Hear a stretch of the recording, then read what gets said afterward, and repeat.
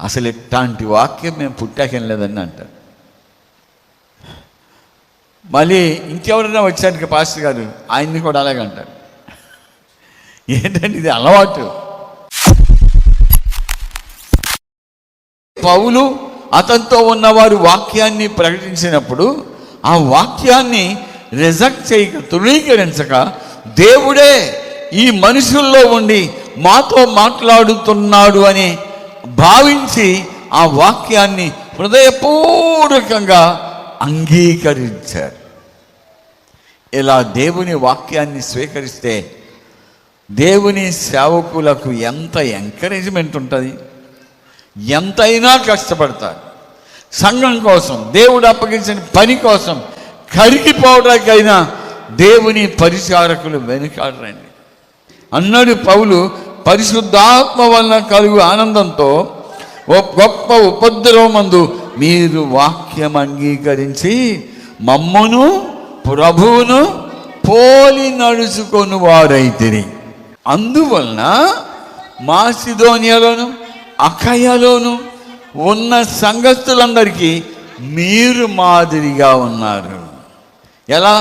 మమ్మును ప్రభువును పోలి నడుచుకున్నందువలన. వాక్యం అంగీకరించటం అంటే ఏంటి?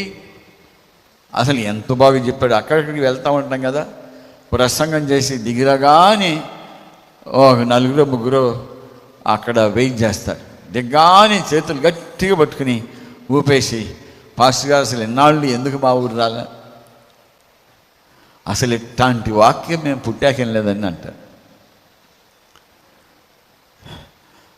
మళ్ళీ ఇంకెవరైనా వచ్చానికి పాస్టర్ గారు ఆయన్ని కూడా అలాగే అంటారు. ఏంటంటే ఇది అలవాటు. అలా బ్రహ్మాండమైన వాక్యం చెప్పారు, వండర్ఫుల్ స్పీచ్ అని అన్నంత మాత్రం అంగీకరించినట్లు కాదు. వాక్యాన్ని అంగీకరించడం అంటే బాగా చెప్పాడు అని అనడం కాదు, రివార్డ్స్ ఇవ్వడం కాదు. గమనించండి, వాక్యాన్ని బట్టి వాక్యమును సేవకుడి ప్రవర్తనను అనుసరించి నడిచినప్పుడు ఆ వాక్యాన్ని నువ్వు నీ లైఫ్లో అంగీకరించినట్లు.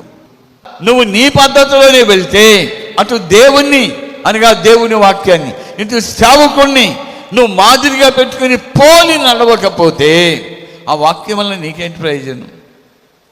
మనం ఎవరికి మాదిరిగా ఉండలేం. ఎవరు మనం చూసి భక్తి నేర్చుకోలేరు.